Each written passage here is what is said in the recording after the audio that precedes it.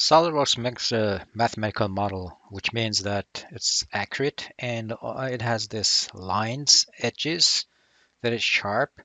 But if you actually send it to the manufacturer, if you make this part as it is right now, it's making these sharp corners, well, it's going to be a problematic. If the area here will give what is called a stress concentration, so it'll start breaking from this corner. And also this corners, if they're really sharp, and you'll cut your fingers. So if you see the most of the products, there's actually no lines or this point. These are only mathematical representation. There's no such thing as this line. So after everything is built, you have to kind of smooth out these corners. And one of the feature you can use is what is called fillet. So if you go to Insert, Features, Fillet Round, or you just click on here, Fillet.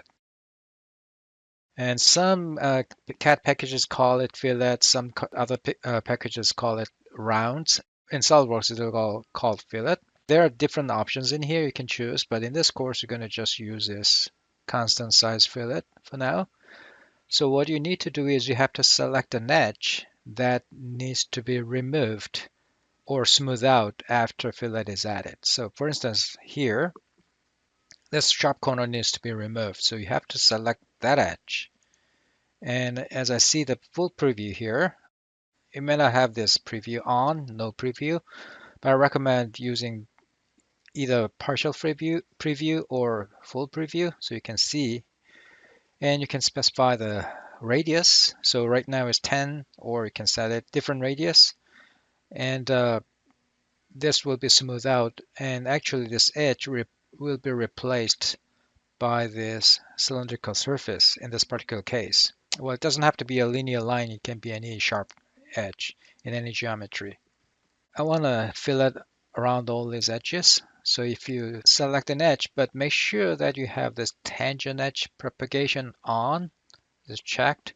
If you select any of this edge, it propagates along this tangent edge. Even if I selected only this edge alone, all other edges that are tangentially connected will be also filleted. If you turned it off, tangent propagation, we'll see only that edge. And sometimes it may fail. I'm going to reduce that one. In this case, it doesn't really work with this particular option, constant size fillet. So it's better to put that on, the tangent propagation.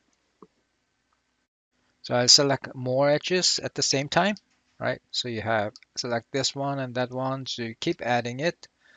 So I'm going to reduce the radius to 10.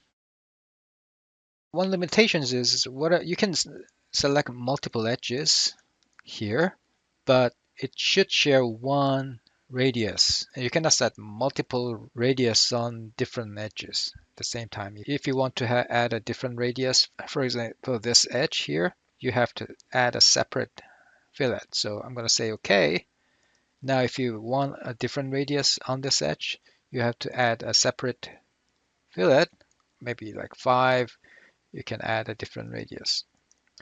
Another thing is if you want to add all the edges around on this face, you can just simply select the face, and then all the edges belong to that face will also fillet it. So you can add multiple faces together, and you can mix it up. You can either select the surface base, or you can also select edges. So combine them together, it'll fillet all the edges around.